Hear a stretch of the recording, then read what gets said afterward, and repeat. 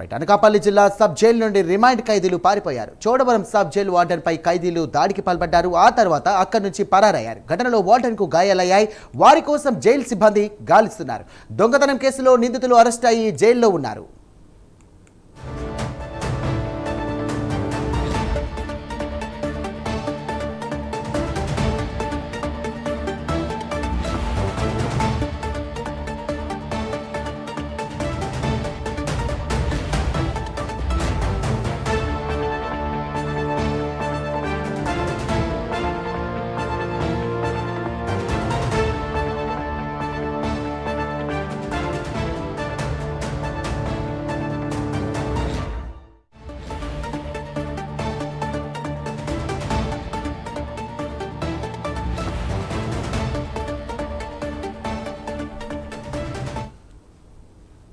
Right, ఇదే అంశానికి సంబంధించి మరిన్ని డీటెయిల్స్ మా కరెస్పాండెంట్ చంద్రశేఖర్ సిద్ధంగా ఉన్నారు. చంద్రశేఖర్, చెప్పండి. ప్రస్తుతం ఖైదీలు పారిపోయినట్టుగా తెలుస్తోంది, వార్డెన్ పై కూడా దాడి చేసినట్టుగా తెలుస్తుంది. అంత కట్టుదిట్టమైనటువంటి భద్రత ఉన్నప్పటికీ కూడా ఖైదీలు ఎలా పారిపోయారు, వారు తీసుకున్నటువంటి ప్లాన్ ఏంటి, ప్రస్తుతం పోలీసులు ఏమంటున్నారు? సాయిరామ్, చూసుకుంటే అనకాపల్లి జిల్లా చోడవరం సబ్ జైలు నుంచి ఇద్దరు ఖైదీలు అయితే ఈ రోజు పరారైనట్టుగా తెలుస్తుంది.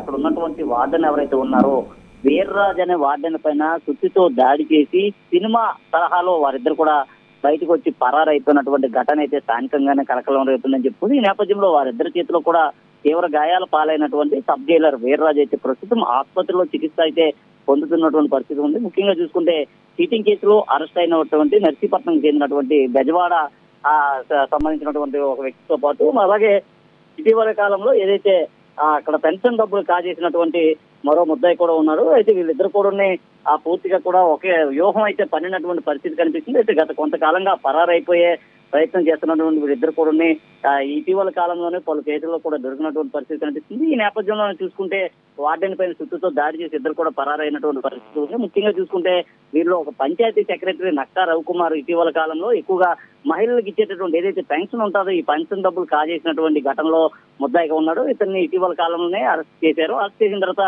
అతనికి రిమాండ్ కూడా విధించినటువంటి పరిస్థితి ఉంది. ప్రస్తుతం ఇద్దరు కూడా రిమాండ్ లోనే ఉన్నారు. ఇటు బెజవాడ రాముతో పాటు నక్కా రవికుమార్ ఇద్దరు కూడా రిమాండ్ లో ఉన్నటువంటి నేపథ్యంలో ఈ రోజు ఏదైతే వార్డెన్ జైలు లోపల తిరుగుతున్నటువంటి సమయంలో అతని పైన పాశవికంగా అయితే దాడి చేశారని తెలుస్తుంది. పాశవికంగా దాడి చేసి పక్కనే ఉన్నటువంటి మారణాయుధమైనటువంటి సుత్తుతో పూర్తిగా కూడా ఆయన తలపైన అయితే తీవ్రంగా గాయం చేశారు. గాయం చేసి అతను తేరుకున్న లేపు ఇద్దరు కూడా జైలు బయటకు వచ్చి పరారైపోయినటువంటి పరిస్థితి కనిపిస్తుంది. వెంటనే చేరుకున్నటువంటి జైలు సిబ్బంది జైలు వార్డెన్ అయితే ఆసుపత్రిలో తరలించిన పరిస్థితి కనిపిస్తుంది. అలాగే తప్పించిపోయినటువంటి ఇద్దరు ఖైదీల కోసం అయితే గాలింపు చర్యలు కూడా చేపడుతున్నారు. గతంలో చూసుకుంటే ఇలాంటి ఘటనలు కూడా పలుమార్లు విశాఖ సెంట్రల్ జైల్లో కూడా ఉత్పన్నమైనటువంటి పరిస్థితి ఉంది. ముఖ్యంగా చూసుకుంటే విశాఖ సెంట్రల్ జైల్లో ఉన్నటువంటి ఖైదీని తీసుకొస్తున్నటువంటి సమయంలో అతను కూడా తప్పించి పరారైనటువంటి ఘటనలు కూడా లేకపోలేదు. అయితే ఇలాంటి ఘటనల పైన వార్డెన్ పైన కూడా పూర్తిగా దర్యాప్తు చేస్తామంటూ కూడా తెలిసిన పరిస్థితి ఉంది.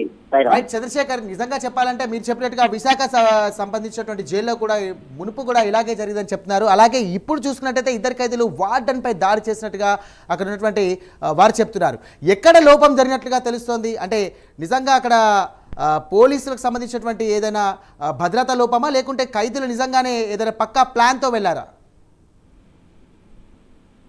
వారిద్దరు ఇంటెన్షన్ చూసుకుంటే ముఖ్యంగా దాడి చేసినటువంటి నేపథ్యం ఏదైతే ఉందో ఈ దాడి మాత్రం కేవలం పూర్తిగా ఉద్దేశపూర్వకంగానే జరిగినట్లుగా తెలుస్తుంది. ఎందుకంటే అక్కడ ఉన్నటువంటి జైలు వార్డెన్ ఏదైతే జైలు లోపల ఖైదీలు బాగోగుల పైన కూడా ప్రతినిత్యం కూడా ప్రతిరోజు పర్యవేక్షించాల్సి ఉంటుంది. పర్యవేక్షిస్తున్నటువంటి సమయం ఏదైతే ఉందో 4 గంటల ప్రాంతం సమయంలో ఆ ఖైదీలందరినీ కూడా మరలా బయటికి విడిచిపెట్టి 4 గంటల నుంచి 5 గంటల సమయంలో వారందరినీ కూడా వారి బ్యారక్స్ అయితే పంపించేటటువంటి పరిస్థితి ఉంది.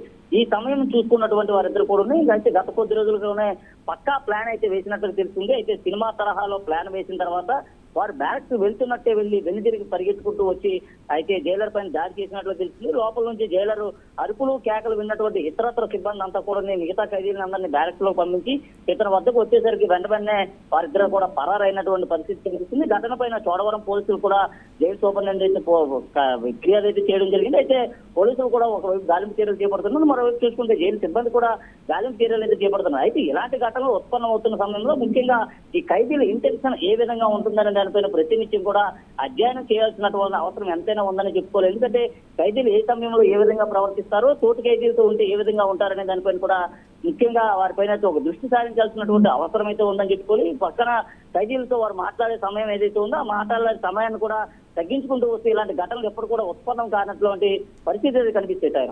Right, thank you Chandrasekhar.